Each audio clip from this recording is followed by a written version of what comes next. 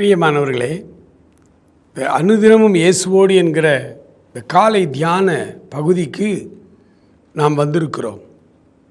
இந்த காலை வேளையிலே நம்முடைய ஆவிக்குரிய வாழ்வு எப்படி இருக்கிறது என்பதை ஒரு நிமிடம் நாம் தியானித்து ஜெபித்து இந்த நாளை துவங்குவோம்.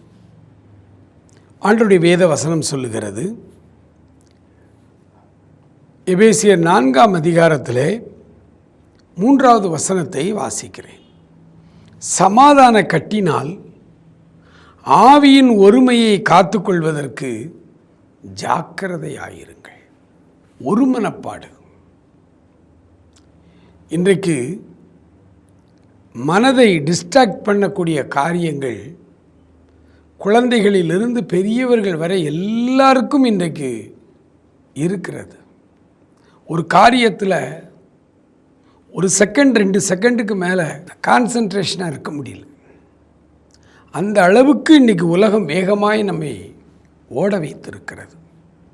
இதற்கு நடுவில் ஆண்டவருடைய பிள்ளைகளாகிய நீங்களும் நானும் அதிகாலையிலே நேரப்பட எழுந்து அவர் சமூகத்திலே அமைதலாய் தரித்திருந்து நம்முடைய ஆவிக்குரிய மனதை ஒருமுகப்படுத்துவதில் ஜாக்கிரதையாக இருக்கணும்.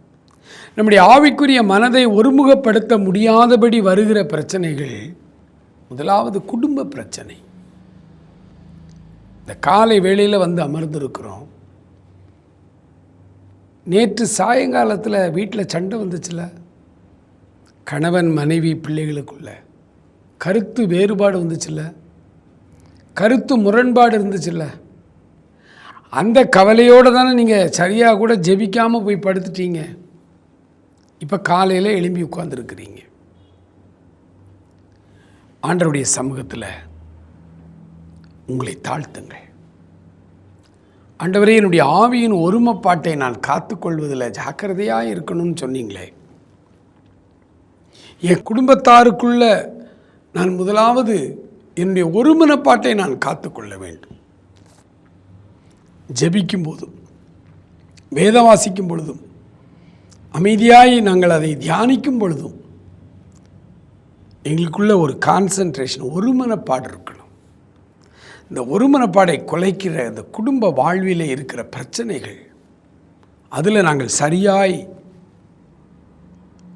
கவனமாய் நடந்து கொள்ள, எங்களுடைய ஆவிக்குரிய ஒருமனப்பாட்டுக்கு எந்த தடையும் வராதபடி நாங்கள் விட்டு கொடுத்து வாழ எங்களுக்கு உதவி செய்யும். அவரிடத்தில் சொல்லுவோம், ஆண்டவரே, இந்த காலை வேளையில் நான் என்னுடைய ஆவியின் ஒருமனப்பாட்டை காத்துக்கொள்வதற்கு நான் ஜாக்கிரதையாக இருக்க உதவி செய்யும். என்னுடைய ஜெபங்கள் ஒருமனதோடு இருக்கட்டும். உம்மோடு கூட அன்பின் கயிறுகளினால் எங்களை கட்டி வைத்து கொள்ளும் என்று தேவ சமூகத்திலே நாம் ஜெபித்து இந்த நாளின் சகல காரியங்களையும் நம்ம கடந்து செல்வோம். ஆண்டவர் நாள் முழுவதும் இந்த ஆவியின் ஒருமனப்பாட்டை காத்துக்கொள்வதற்கு நமக்கு கிருபை செய்வாராக. ஆமென்.